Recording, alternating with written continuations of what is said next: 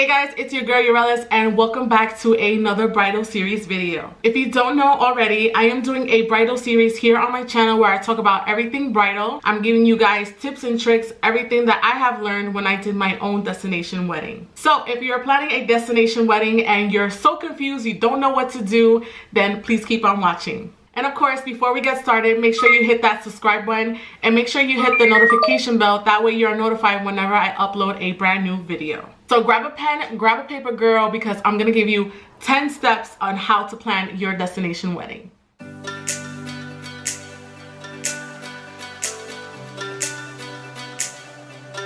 First things first, congratulations. Now the stress is gonna come, but don't worry, this video is going to help you not to be so stressed. Okay, so the first thing you need to do is find a location. Location is going to be the easiest part, trust me, or it could be the hardest part too, because there's so many beautiful countries out there. You just narrow it down to what exactly you guys want and need. So if you're looking for a tropical vacation, I would definitely look at any of the Caribbean islands. The great thing about the islands is that they always have all-inclusive resorts if you want to do your destination wedding there, or you can rent out a villa or even a mansion and just compare prices to see what fits in your budget and what your whole vision is for your day. Now the second step is figuring out where you're going to stay and where your family is going to stay by checking out the room blocks. So let's say you decide to do an all-inclusive resort. A room block is basically a contract you have with your resort, and you have to see how many rooms are you going to block off. What they'll do is they'll block off a portion of their resort to make sure that they don't sell any of those rooms. That way when your guests are ready to book, there aren't no complications. There are rooms available. So my suggestion is you look at the rates that the resort is offering you, or you can go to an outside vendor like I did. I went to a travel agency and they actually gave me better pricing. So you definitely want to look at the pros and cons to see which one is going to work for you and your guests. You also want to look out for any perks that you're getting with your room block. So for our room block, we actually got a custom website. And the great thing about that is that everyone can log on to make their payments. I also had access to a report where I can see who was logging in and who made a deposit to go to our wedding. Number 3 is theme. What kind of theme do you want? What do you picture when you think about your wedding? What colors come to mind? What do you picture? You don't have to know the answers right away, but the great thing is that it's 2019 and everything is at your fingertips, literally. Like, you can go on Instagram, Pinterest, you can even look at a magazine if you want. I purchased like 2 magazines because I didn't want to go too crazy either. And I just looked around to see what kind of idea I wanted, what kind of look I wanted. A great tool for me, honestly, is Pinterest. You can make a board, you can start pinning things, and then you start looking at your pins and start looking at, I kind of see what I like and what I don't like and what I want to put all together. Step number 4 is setting up a meeting.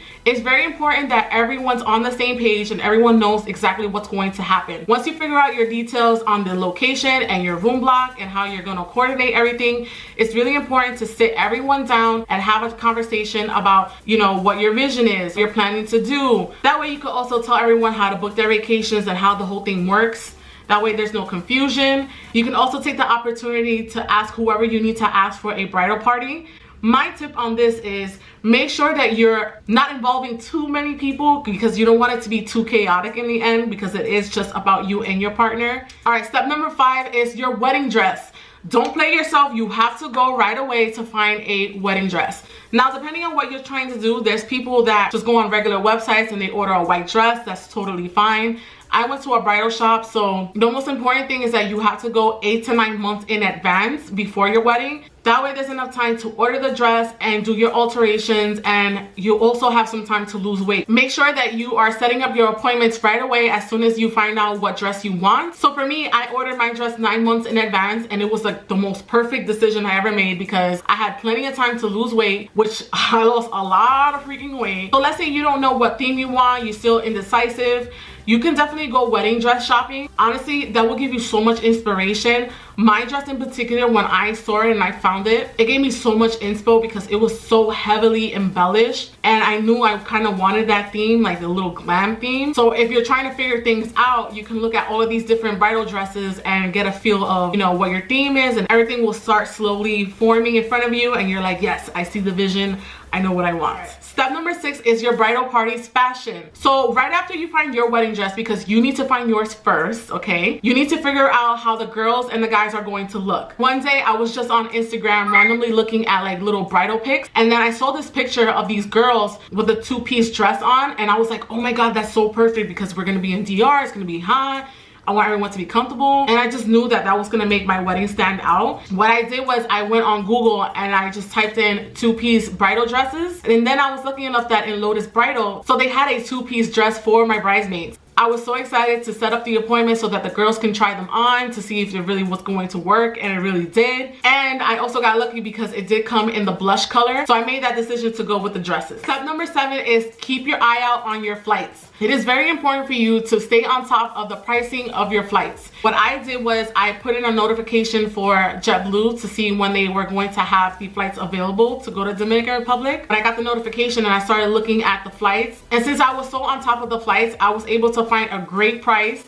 I mean, I paid less than $500 for our flights. I found a great deal because of that, because we jumped on it right away. As soon as they were on sale, we got them. And we booked them about 6 to 8 months in advance. So make sure that you're definitely on top of the flights, and if you need to let any family members know, you let them know right away. Like, listen, I found a great flight. You need to jump on this because you don't want to wait too long. The longer you wait, the more pricier it's going to be. So don't be that person. You also want to think about your honeymoon and what exactly you're going to do, if you're going to stay on the island or if you need to coordinate a flight to go from one island to another.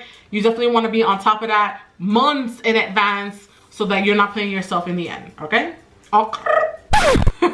All right, so step number 8 is you want to make sure you book your DJ, your photography, and your makeup artist about 6 months in advance before your wedding. The cool thing about the Caribbean life is that it's much more relaxed. Everything is so like, nobody's rushing, no one's trying to be on top of you. Everyone's just chilling. They're not so stressed. They're not like, you know, here in the Americas where everything is just like stressed out and pull your hair and 9 to 5 and you gotta go here, you gotta go there. Not in the Caribbean, okay? They're chilling. So it's okay to book your things, not right away, but it is okay if you book them about 6 to 5 months beforehand. Also want to make sure that you're on top of your emails and make sure that you're getting back to your wedding coordinator right away. And if they don't respond to you right away, it's okay. You can always grab a calling card, call them up to see what's going on. Most of the time, these people are professional. They know what they're doing, so you don't have to be so stressed out planning a destination wedding. Step number 9 is sending out your invitations. You want to do this about 6 months before your wedding date. You also want to coordinate your RSVP cards to the date of your final payment. Most of these resorts do have payment plans. So for our final payment, it was about a month and a half before our wedding date. That way you're not so stressed about like who's gonna go last minute and blah blah blah. Like, you could just put that date and that will be the final date. And now we'll go back to your meeting that you had with everyone, where you sat down and you let everyone know the rules and you let everyone know what's going on, and everyone has to respond to you by that date. If they don't respond to you by that date, you simply let everyone know, listen, it's over. I have to make this payment. I can't do this no more. I can't wait around. So if you're going, you're going. If you're not, I'm sorry. So my advice on that is just be verbal. And who cares if anyone calls you a bitch? At the end of the day, it is your wedding. And if you're having any trouble finding invitations or really nice save the date cards, I will leave a link down below with all the websites that I use that I really liked. All right, last and final step. Step number 10 is to look into any special items that you may need for your wedding. Whether it's your wedding guests, what you want to give them for a souvenir, for your bridesmaids, what kind of gifts you want as a thank you, or even for yourself, whether you need a foundation, face mask, robes, slippers, your wedding dress, shoes. It could basically be anything. You just want to make sure that it's something that you're gonna love and that's something that's really special to you. So for our guests, we actually gave them a nice little tote bag, and inside the tote bag, it had like a keychain. I put a hand fan because I knew that was gonna be hot. I even gave them t-shirts. I gave them this t-shirt right here.